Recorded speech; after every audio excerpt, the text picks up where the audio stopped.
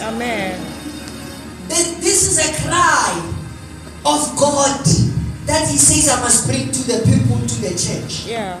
Ukuthi ama-altari alimele, amanye ama-altari afile. Yeah. Not only in the church, but kunabantu labahlala khona emakhaya ama-altari awasavuthi. Sure. Emsebenzini the altars are dead. Hallelujah. Amen. And I said, God, why are these altars so important? Bazalwane kuyingozi ukuthi i-altar livuthe esontweni iphela. Yeah. Ngoba 7 days you are home. Amadimoni asodlalela ekhayeni lakho. Yeah. Ngoba i-altar lakho livutha mawusesontweni iphela. Nkosi yami. In fact, you don't have an altar. Uconnecta kuleli altari eselikhona esontweni. Mawufika ekhaya lisekho le altar, which means your communication with God is dead. That is why the enemy has a place or has authority upon our families. Because each and every family, it must have its own altar. Yo, Hey. ngithini namhlanje? Unfortunately, I don't undermine what Jesus did at the cross. Yeah. In fact, very personal, I'm one person who is in love with the message of the cross. Yeah. Hallelujah. I very love those subjects. And I have realized that sivumela abantu ukuthi interpret in the wrong way. Yeah. That bayenza ngathi isiphambano, it gives us license to live anyhow. Oh. But if you live anyhow, there are consequences that you will face. And yoba ngathi uNkulunkulu akekho. Yeah. Amen. Hallelujah. Nikhona bazalwane. Amen. So uNkulunkulu wamlethela lento personally. He said, Amos, it is time to repair the altars. Yeah. Kathi Nkosi, le altara kahle kahle liyosiza ngani?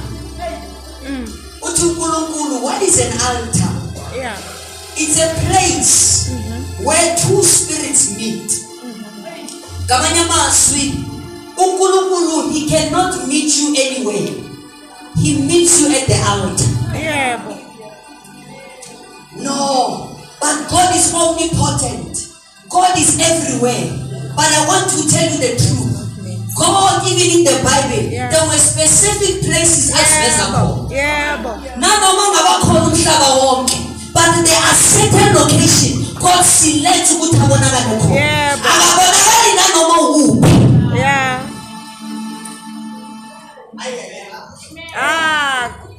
Jesus.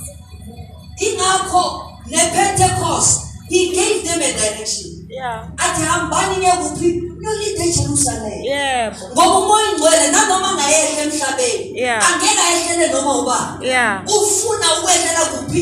eJerusalem. Hey. And labo zobathola eJerusalem yibona abazogcwaliswa ngomoya ingcwele. Amen. So if you are not in a place where God wants you to be, akakwazi ukuvela. Nkosi yami. Uvela in a location. Watshela umprofeti athi go to the potter's house. Yebo. Uma ufika lapho ngizokhuluma. khona. uNkulunkulu yingani ungakhulumi ngindaba? Athi fika endlini yomuntu ngizokhuluma. Uma ungakafiki kuleyo ndawo, ubambezela izwi likaNkulunkulu ukuthi Njalo. So when he arrived, uyamtshela about umbumbi. Ngoba uNkulunkulu kunezinye indawo they are the message themselves. Hallelujah. Amen. Kuneminye imilayezo until you arrive at the place, Yeah. you will never understand. Hey. Hallelujah. Ifana ne-altar.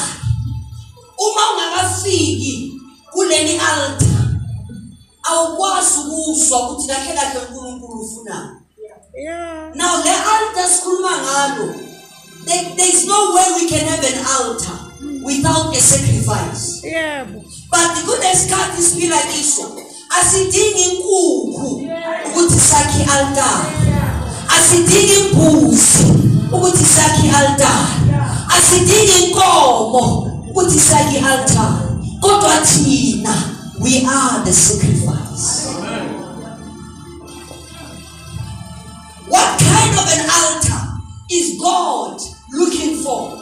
Yileli altar leli wena uzomhlatshela. Hey. Leli wena umlilo uzovutha phezu kwawo. Ngoba umlilo wehlela lapho kune sacrifice khona. If you want to be a person of fire, you have to be a person of the sacrifice. Because of fire will only respond when there is a sacrifice. Uma mnani sihlabela amnamlilo. Futhi iBhayibheli lakho lizokutshela. Every time umlilo wehla, bewehlela phezu kwento efile. Yeah. We need to die to self so that the fire of God can burn. Umlilo uyephi? Awusekho. Ngoba lo mlilo bazalwane awuhlali etempelini, ufuna ukuhlala emzimbeni. Yeah. Praise the Lord. Amen. Angeke uthole entabeni, angeke uthole emanzini. Uzothola emntwini. Praise the living God. That is why I remember last time ngimtshele kahle ukuthi God is working these days ngabantu. So you need to be careful who you reject. Sometimes you can even reject uNkulunkulu uqobo. When you are just rejecting a person. Yeah. Sometimes you can reject your answer. Yeah. Ngoba uNkulunkulu uyamangaza these days. Yeah. I don't know about you, but me personally, I didn't see any answer that came from anywhere except the human being. Angazi now. Kodwa mina ngithe ngithandaza. God brought people to answer my prayers. Hallelujah. Angazi wena mhlawumbe uNkulunkulu uzaqobo azokuphendula ngazi. Sengisho mina. Nalesikhathi ngimangazwe ukuthi uNkulunkulu sekasebenza kakhulu ngabantu. Ngokuba egcineni levangeli limele lifinyelele at recognizing that God stays in the man. Ngoba bazalwane siyakwazi ukuhlonipha imifula, sihloniphe nezihlahla, sithi yazi uNkulunkulu uhlala lapha. Kodwa we cannot respect the person sithi uNkulunkulu lapha. Why do we believe ukuthi God can stay on a mountain kodwa ngeke ahlale emntwini? Why do we believe? Praise the Lord. I remember ngitshela omunye umuntu, ngimtshela ukuthi I do understand the pulpit is very sacred. Indawo ebalekile. But umuntu kumele abangcwele kakhulu. Ngoba ungama epulpitini elingcwele elingananto inkingi, but uma wena ungcolile there is no way. Exactly. Ungarelease into ethatha kahle. Uphikisana nealtar. Ngoba lona lingcwele wena ukhontwele. Ngoba ipulpit lengeke ishumayele. So the person who needs to be holy is the one who stands here. Oh God. Oh bazalwane ngithemba niyangizwa. Amen. uNkulunkulu uyangivesela bazalwane again. Uyazi ngiyathandaza. As I'm praying, I'm busy saying, you are holy, you are holy, you are holy. In the middle of my prayer, God begins to intervene. And He says, for ingelos, it is enough for them to say, Uyinwe, Omlo. But umuntu, it's not enough.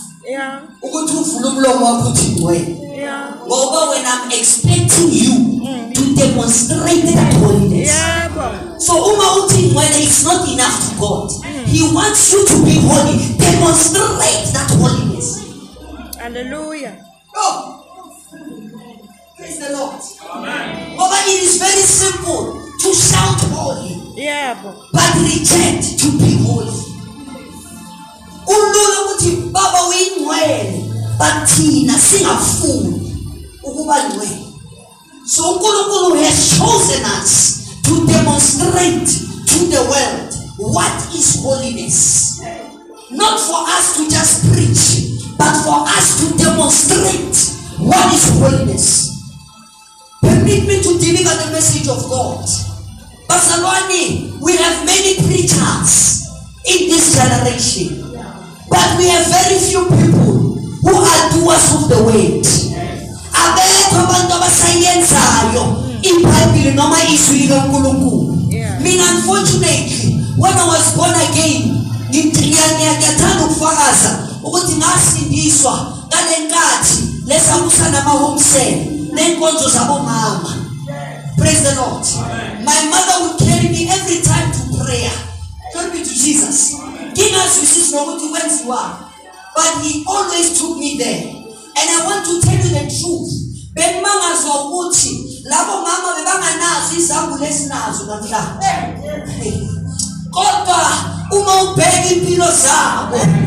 were representing God in every way. God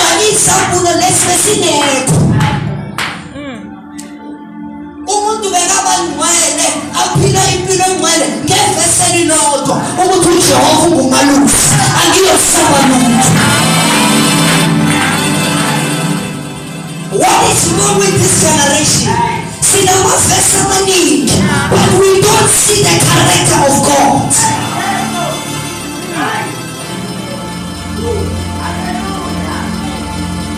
Hallelujah.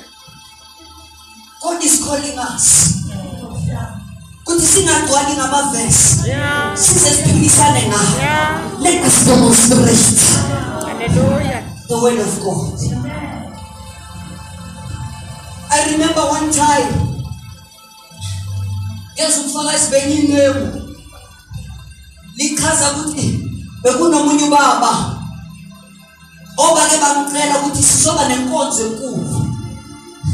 Sicela on that cruise, on that conference, uzosibulela ngomthandazo.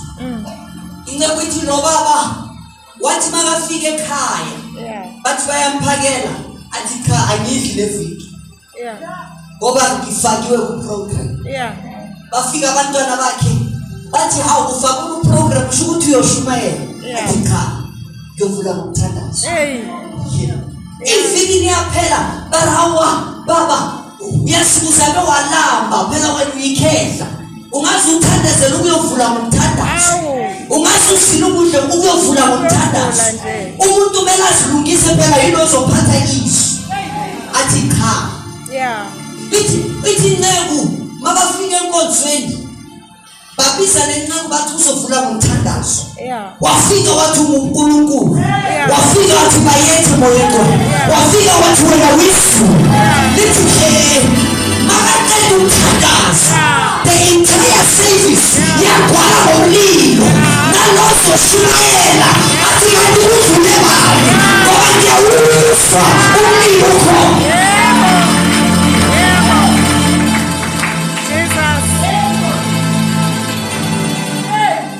Inkinga these days uphathwa yi-stress mawuzoshumayela phela. Kanti you have to always put to flames. Uhlala ubasa umlilo nanoma ungekho ku-program basa loyo mlilo.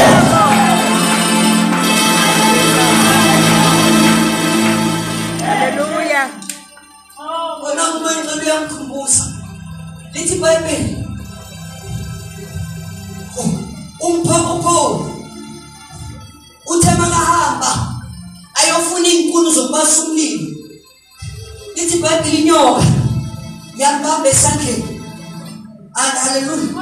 Makaqeda wenza he shake it to the fire. Mara ngihlushwa ilento ngomfundisi ukuthi usheka kumlilo obasoba. Ngoba lithi iBhayibheli lomlilo wasanga wathola umlilo ukhona. The reason inyoka ikwazi ukuqeda ingoba akekho ubasela umlilo. Noma ungathi uyawulahle, there's no one who prepared the fire. Uma ubasela umlilo nanoma into engathi iyamhlasela, I can shake it to the fire ngoba umlilo ukhona. Uthi uNkulunkulu kuyavuka abantu abazovusa umlilo. Hayi bazalwane, dala siblame ibandla, dala siblame inceku, dala siblame abazalwane. Umlilo low. Where is the fire? Jesus. Oh my God. There's no better way to say this. Yeah. Because we need it. Akuyosiza ukuthi sihlale sikhulume ngabazalwana bawayo balunga yinyo awukho umlilo abantwana bethu they are going back to the world because there's no fire. Axis, where is the fire? Hey boss. Usathanda uhlakaniphile uwenze ukuthi abantu bazinake bakhohle ukunaka abanye abantu. Sifika to that realm yokuthi hayi kushumela bana ngimthandi lo. Yo ubani anandaba nalo. We need to die to self. But if you have died to self, you will know that it's not about the person. Uthi amthanda or amthanda is not important. It's about the kingdom of God. Jesus. So there's no better way to say this. Sometimes when God speaks to someone, dynamics of Shumai. Because the message of God, it flows like a river. By the end of the day, we have to repair the fire. We have to repair these altars. Glory be to Jesus. Amen. We have kids. We need to prepare the fire for them. Because of in this world I'm so called I want to tell you the truth. Even to preach about God. But the Bible says when they are not afraid to introduce our children to things that doesn't make sense. Jesus. But I can tell you, they're out there, they are not afraid. Amen. But I have tasted the world. And if we wouldn't tell you things, I did not decide. There were people who came and introduced me to these things. But you are still young. It's not a problem. They introduced it. They were not afraid. But they introduced it to me. Because they are not afraid. That is one thing about the people of the world. They will introduce you.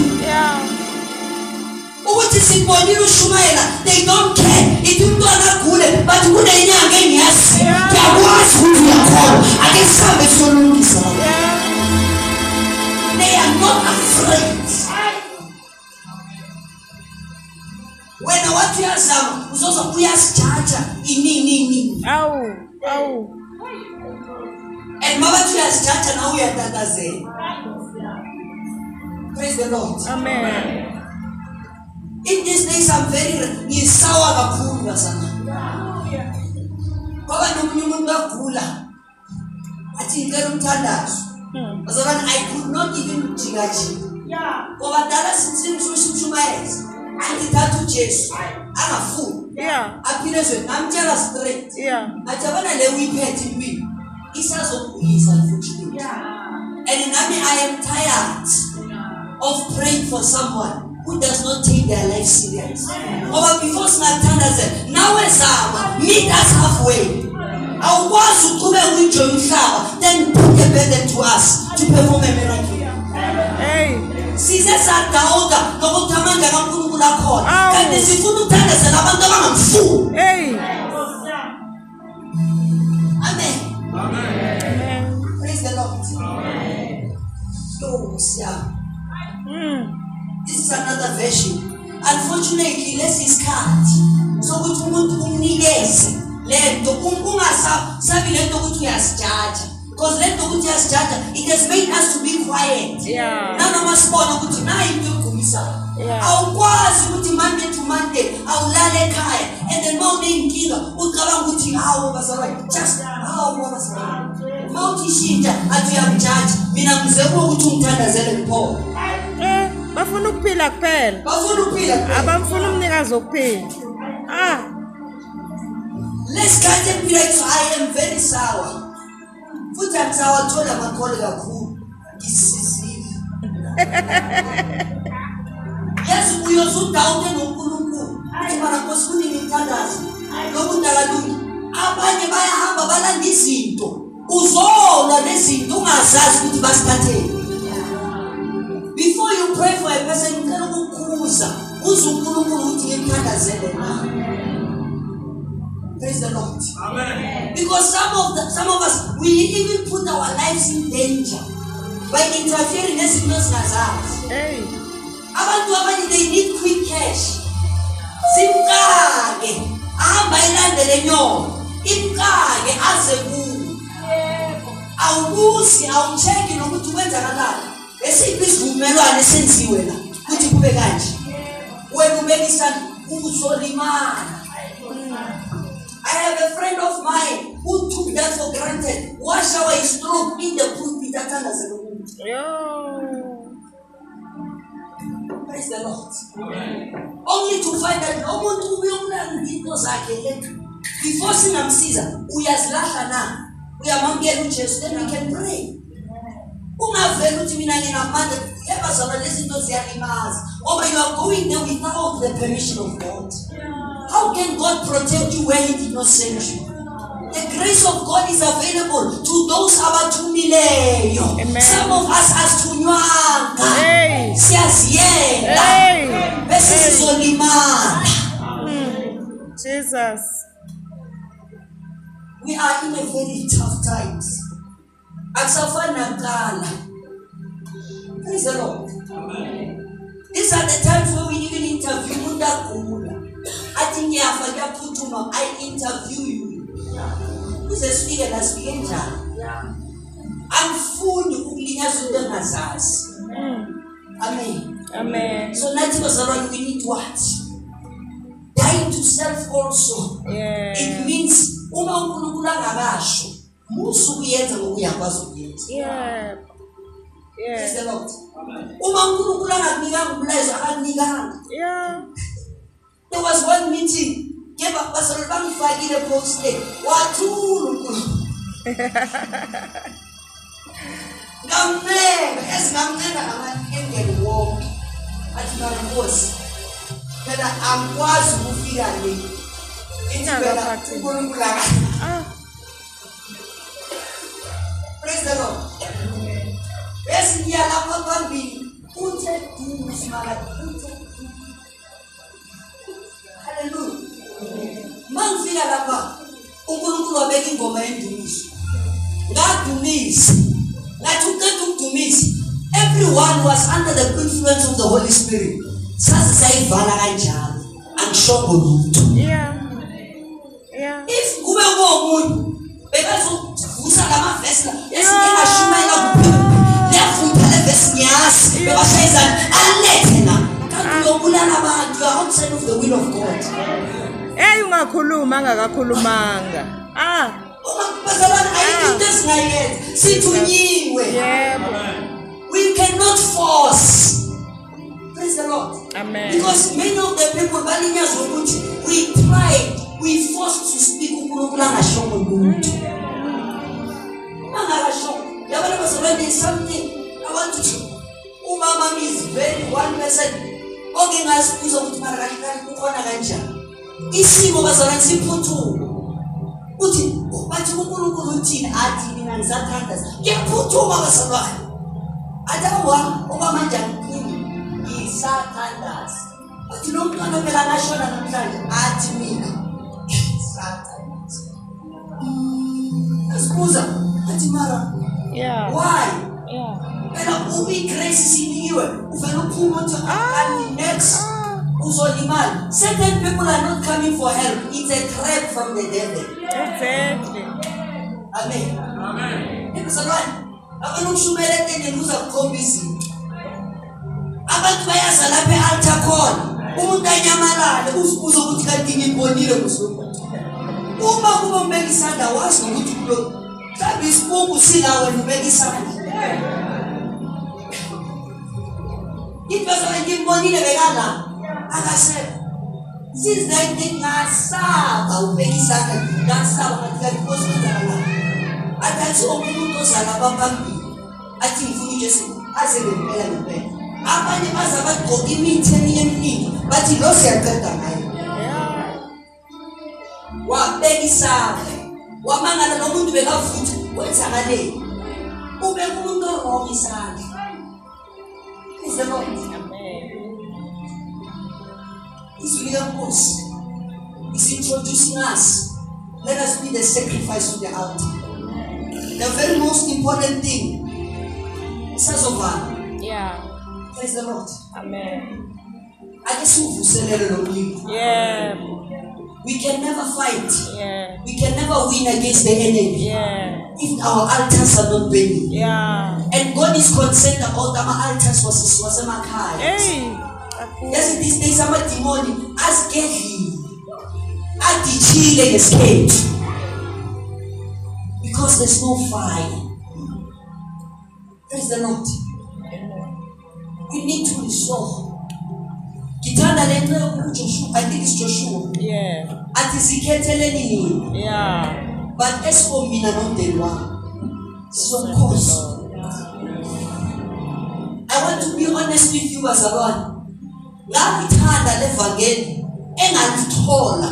From my mother's side, because of my Yeah.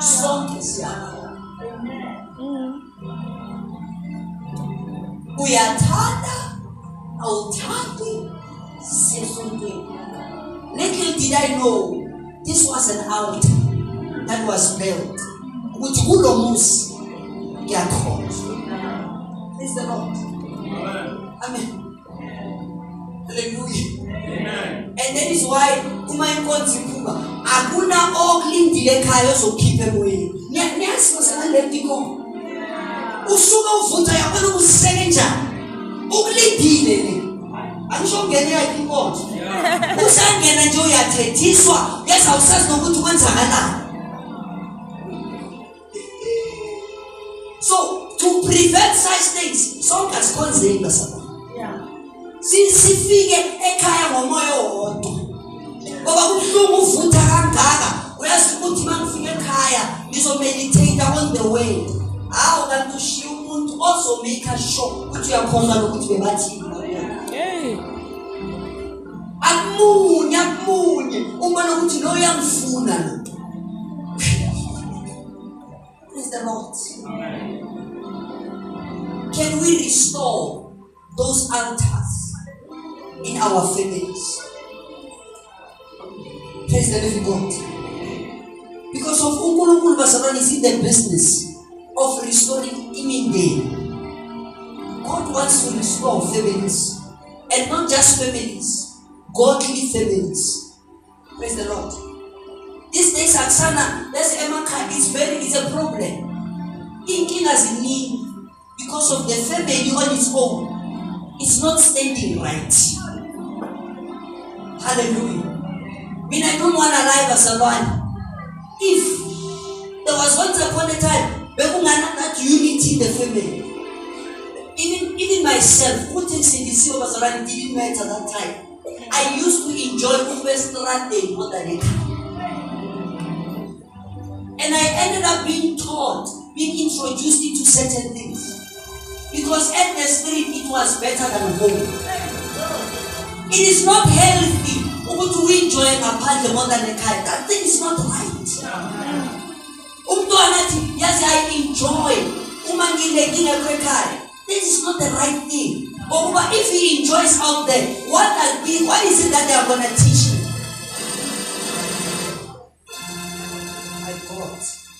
Praise the Lord. Amen. I want standards. May we pray that God restores our families. Yeah. We are approaching Youth Month. Talk me to Jesus.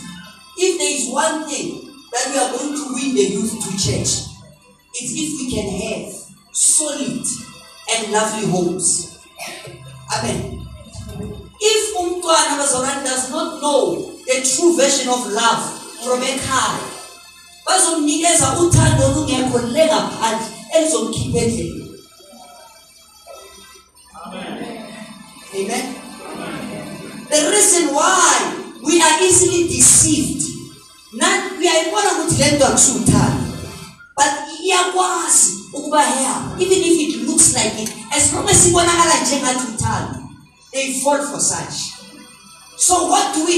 We have to capture them with the true love of God. Ukuthi nanoma afika ngaphandle angeke abhayisiswe i-phone call. He will know ukuthi ekhaya I know the genuine love. Oh, bazalwane. Ngishumela ivangeli ngashunyayelwa lamalanga.